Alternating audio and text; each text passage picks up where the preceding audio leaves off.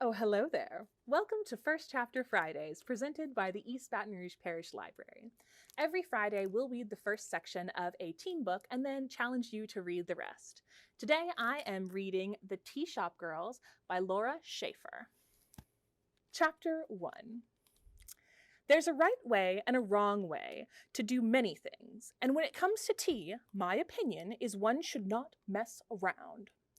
My grandmother Louisa first taught me to brew a fine pot of tea when I was 5 years old. She told me what a nice job I had done, and I announced I wanted to be just like her when I grew up. Louisa laughed merrily at the time. I hoped she wouldn't laugh today. I couldn't bear the thought of being laughed at today, which is why I, Annie Green, am hiding out in the storage room of the Steeping Leaf. Well, not hiding exactly. That would be silly. I love the Leaf, and there isn't anything out there to hide from, least of all my grandmother Louisa. But the fact of the matter is, I am here in her tea shop. She doesn't know it yet, and the reason for all my sneaking around is I need to psych myself up for what I'm about to do. You know how some people have weird/cool talents, like being able to wiggle their ears back and forth just by concentrating really hard? Well, I have one too. I can stand on my head forever. Like seriously forever. My two brothers can even try to tickle my feet to knock me over, and I just make faces at them, upside down, secure in the knowledge that I am as steady on my head as they are on their feet. Which isn't, come to think of it, as steady as, say, Louisa is on her feet, but it's pretty darn good. And as a bonus, when I stand on my head, I can feel myself getting smarter and calmer. I think it has something to do with the fact that a headstand is a real yoga pose. When two younger brothers and an older sister, it's hard to ever find even half a moment alone. And the silence of the storage room is blissful. It's just me, upside down and zen-like amidst a few loose boxes of tea and some old teacups Louisa hasn't taken to St. Vinny's yet, and my perfect cup of tea instructions, which I've written on a whiteboard that, for readability's sake, has also assumed the Sirsha Apsana pose. I am almost ready to ask for a job here as a barista. And when I do, I will be calm, centered, grown up, and only slightly red in the face. I am a tiny bit worried because sometimes my family doesn't take me seriously. Everyone else in my family already has their thing. Beth is all college, college, college. Did I mention that I'm going away to college in the fall? And Luke and Billy have the lock on the local emergency room. Skateboarders. It's like they have a death wish or something. My mom has her students, and my dad has his engineering projects, and I have tea. Okay, I'll admit, I'm interested in a lot of things, and I tend to announce my newest obsession rather frequently, but working at the Leaf is not just a phase. I've always loved the Leaf, and confess that I consider it partly, well, mine. Am I ready to be a barista, taking money, making complex foamy drinks, and asking after the customer's family like a perfect hostess? I think I am. And I hope Louisa does too.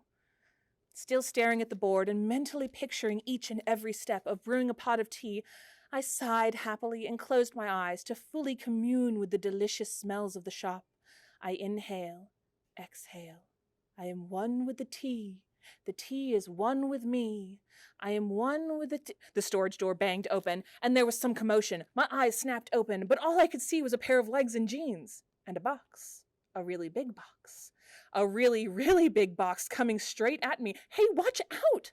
Instead of changing course, however, the startled Jean swung the box around right into me. Ah! He cried, tripping a little and juggling the box. It was definitely a he, I thought, as I tumbled over directly into a precarious stack of napkins, tea samples, and a shelf with the old cups. Crash went one cup, then crash, crash, crash, 3 more. Oh. The napkins flew everywhere, and some of the samples burst open, sending leaves and particles of rose hips, chamomile, orange spice, and white tea every which way. I stared at the intruder from the corner where I was sprawled out, confused. I thought Louisa was the only one who ever came in here. Well, and me, of course. Crash! One more cup slid to the ground. The intruder set his box down very slowly and righted the shelf I had tipped. I was just about to sputter something extremely non-Zen-like when the words got tangled up on my tongue. My scowl fully retreated as my eyes widened. Why hadn't I seen him before? It occurred to me that most girls could go a whole lifetime of seeing strange boys in tea shops, grocery stores, movie theaters, stadiums, you get the idea, and not lay eyes on someone so perfectly gorgeous. What were you doing? He asked, offering me a hand up. I took it slowly, my stomach flipping. I, apparently I could no longer speak. Great. He cocked his head expectingly. I stared and stared and stared. Finally, I said the first thing that came to mind. I was standing on my head. I do that. I do that. Wow, smooth. I could feel my face reddening. Oh. He looked at me as if I were some amusing yet potentially deranged creature from another planet. Why? I didn't get the chance to reply because the door to the main shop opened again and Louisa came hurrying into the room, her scarves flowing luxuriantly behind her. What on earth? Is everything all right? Annie, my sweetness, what are you doing here? Just when you think your face can't get any redder, know this. It can. If you would like to find out the rest of Annie's story, you'll need to pick up The Teashop Girls by Laura Schaefer. Happy Friday!